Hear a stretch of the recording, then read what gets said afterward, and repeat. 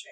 રાજકોટમાં TRP game zone અગ્નિકાંડ બાદ તંત્ર સફાળું જાગ્યું. ઉપલેટામાં ઠેર ઠેર ફાયર સેફટી સાધનોનું ચેકિંગ કરવામાં આવ્યું અને ઉપલેટામાં રિલાયન્સ મોલ ટ્રેન્ડ્સમાં ફાયર એનઓસી ન હોય ત્યારે ફાયર અધિકારી દ્વારા મોલને સીલ કરવામાં આવ્યો. ઉપલેટામાં રિલાયન્સ મોલને સીલ કરતા ઉપલેટામાં વગર એનઓસી વાળા વેપારીઓમાં ફફડાટની લાગણી પ્રસરી જવા પામી.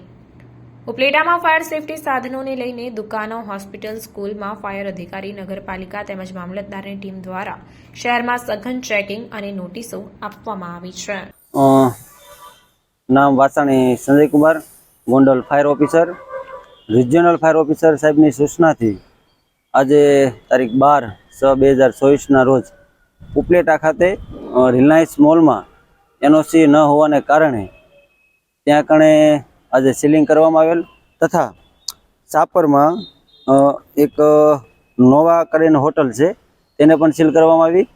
પછી જેટ ઇન હોટલ તેને પણ સીલ કરવામાં આવી. કુલ 3 બિલ્ડિંગને સીલિંગ કરવામાં આવેલ છે. આગામી કેટલા સમય છે તમે આ જે સીલિંગની કાર્યવાહી છે તે ચાલુ રાખશો? જ્યાં સુધી તમામ બિલ્ડિંગમાં ફાયર એનઓસી સેફટી તમામ વસ્તુ ન લેવામાં આવે ત્યાં સુધી આ બિલ્ડિંગની કાર્યવાહી કરવામાં આવશે. હાલ તમારા તરફથી જે રીતે નોટિસ આપવામાં આવે છે તેનો સમયગાળો 3 દિવસનો હોય છે, છતાં પણ અમુક જગ્યાએ છે તે તાત્કાલિક સીલિંગ કરવામાં આવે છે, તેનું કારણ શું?